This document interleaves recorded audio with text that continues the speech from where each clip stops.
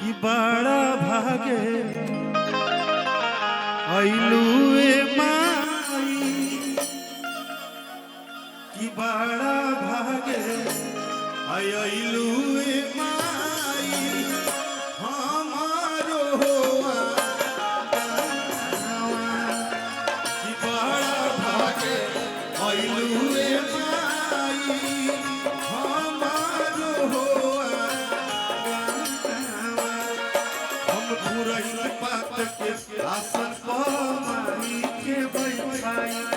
हम मटिया के सोरहिया से गंगा जल पियाई आहे लोरवे से धोवा मोचा रानावा लोरवे से धोवा मोचा रानावा। ई नवरात्र शुरू हो गइल बा लेकिन माई सभे के लौकी सप्तमी के दिन जब पट खुली तो आ वो दिन कोनो बेटा अगर यही भाव में गीत बजावे पंडाल में और कह दे कि बड़ा भागे अइलुए माई हमारो कि बड़ा भागे अइलुए माई हमारो हम पुरैन पात के आसन पर के बैठाई हम मटिया के सोरहिया से गंगा जल पियाई आहे लोरवे से धोवा मोचा रानावा लोरवे से धोवा मोचा रानावा।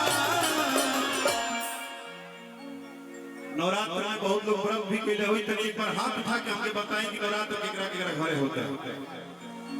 कलसा पूजा कौन कौन कर रहा है जरा हाथ उठाइएगा। अच्छा बहुत कम लोग करते हैं और वो लोग मोबाइल में कि बड़ा भागे अइलुए माई हमारो कि बड़ा भागे अइलुए माई हमारो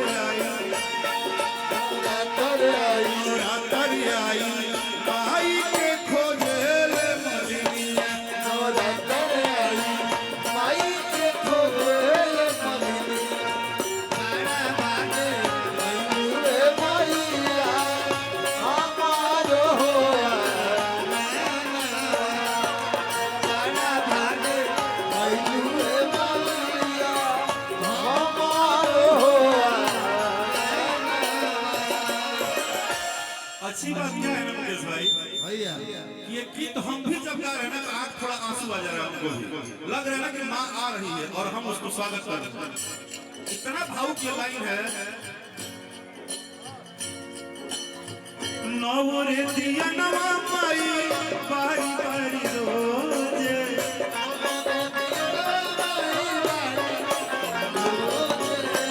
तोहरो बेटौआ माई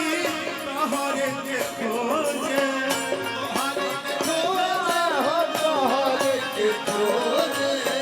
नव दिन बारी बारी दिया रोजे तोहरो बेटौआ माई तोहरे के खोजे किया है गावता तोहरे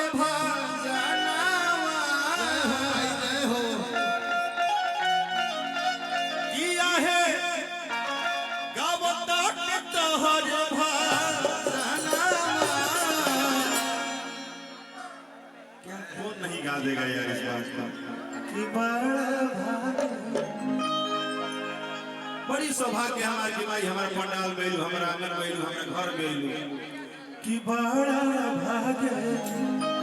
आइलू ए माई हो कि हमारो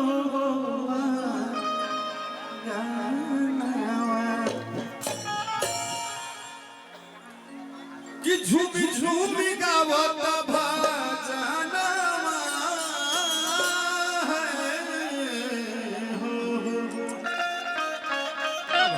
कि झूमी झूमी गावत याद रखिए बबुआ उम्र ऊपर नीचे हो सकता है मिजाज नहीं कि झूमी झूमी गावत भजनमा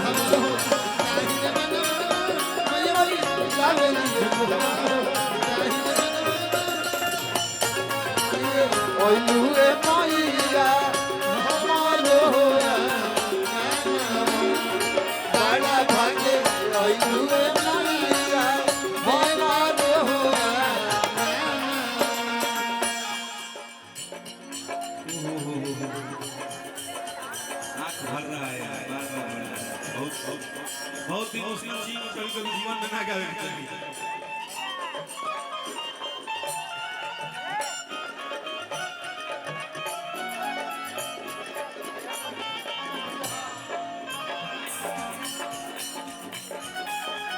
कि तोहरे ला जागल बानी ए माई कोई रात से हो कोई रात से कोई रात से हो कोई कि गिरत लोरवा भोरवा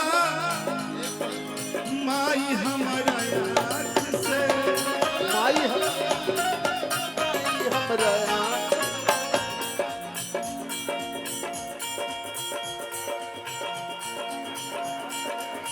कई दिन से जागल बानी रोज रोज रात से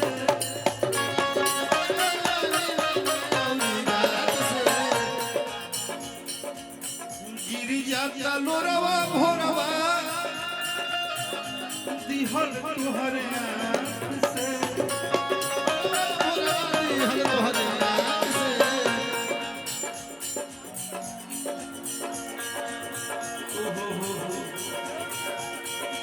कि हई रंग सबो पे दे दे तू ध्यानवा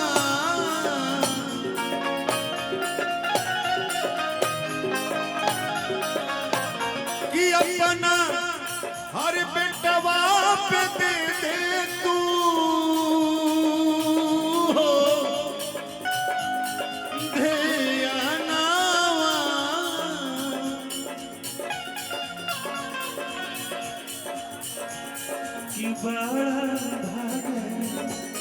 ये चले दो और चलो कि